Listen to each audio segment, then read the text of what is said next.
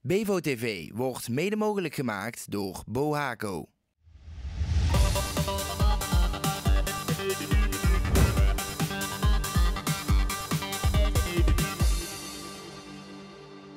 Welkom bij Bevo TV. Ja, het was alweer een tijdje geleden dat Bevo HC de laatste thuiswedstrijd speelde, maar komende zaterdag is het weer zover.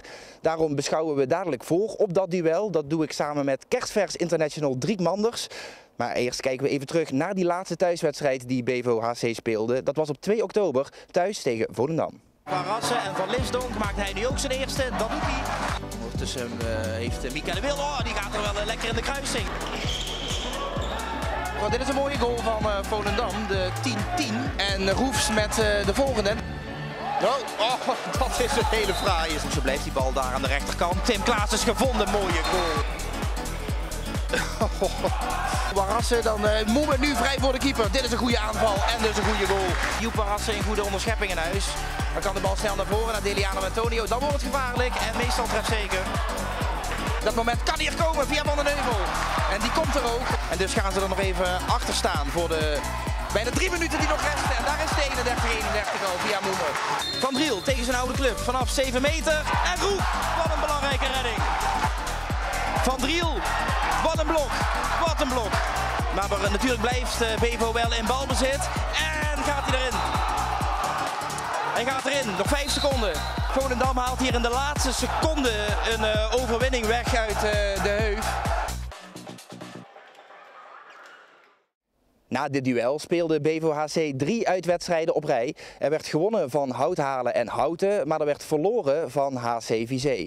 Driek Manders, cirkelspeler van Bevo HC, weet waar het misging. Ik denk dat we dat ook wat we vaker hebben in fases spelen we heel goed. En in de fase dat het dan wat minder gaat, geven we het eigenlijk zelf weg, vond ik.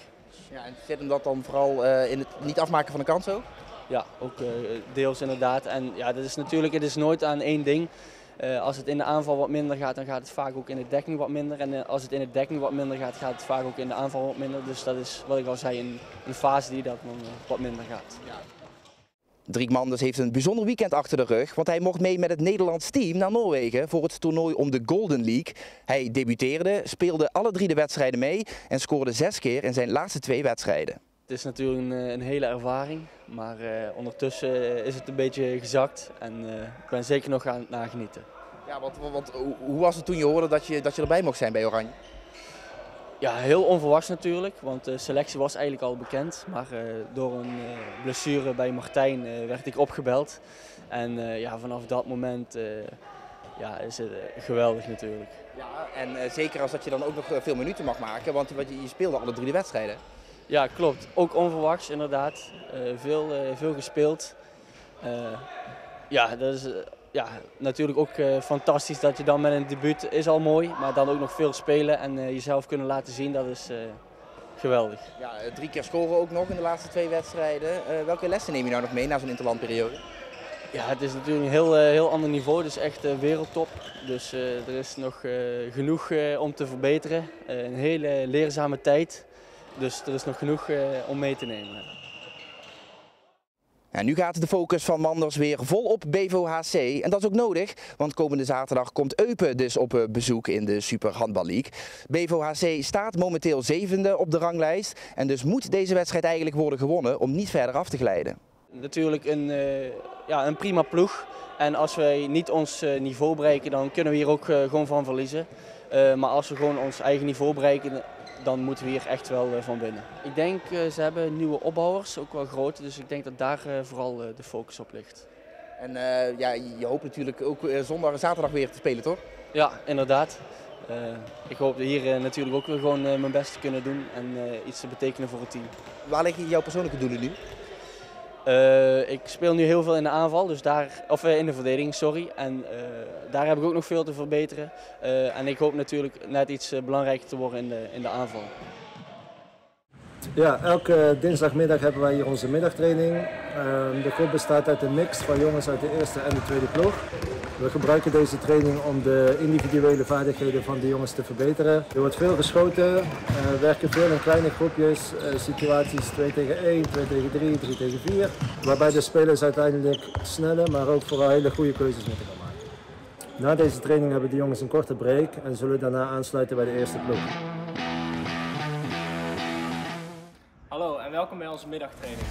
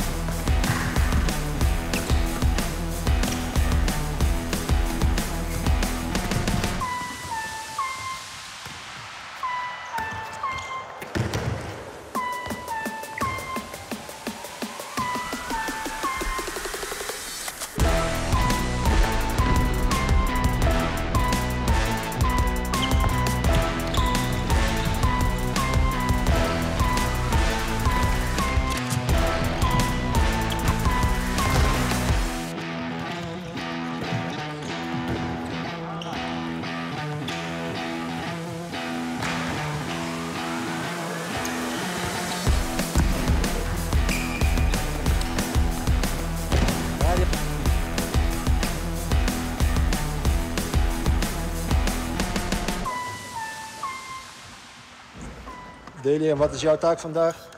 Eten halen bij de sponsor. Gommejans.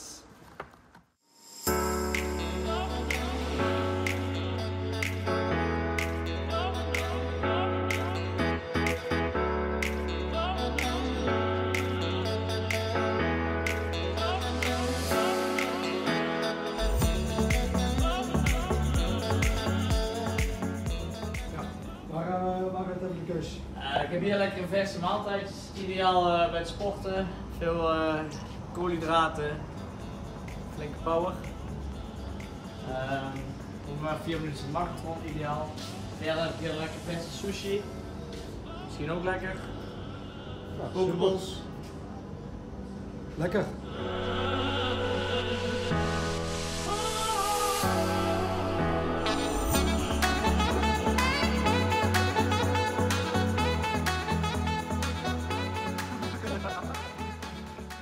Smaak?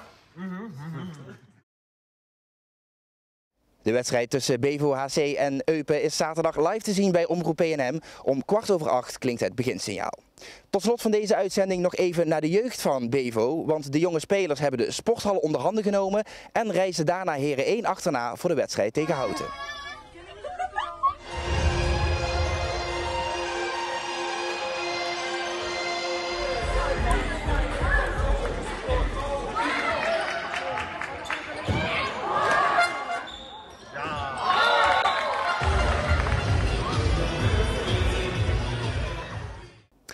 En dat was hem weer voor deze week. Bedankt voor het kijken en veel plezier zaterdag bij Bevo tegen Eupen. Bevo TV is er volgende week weer. Dan beschouwen we voor op het duel met Hubo handbal. Doei!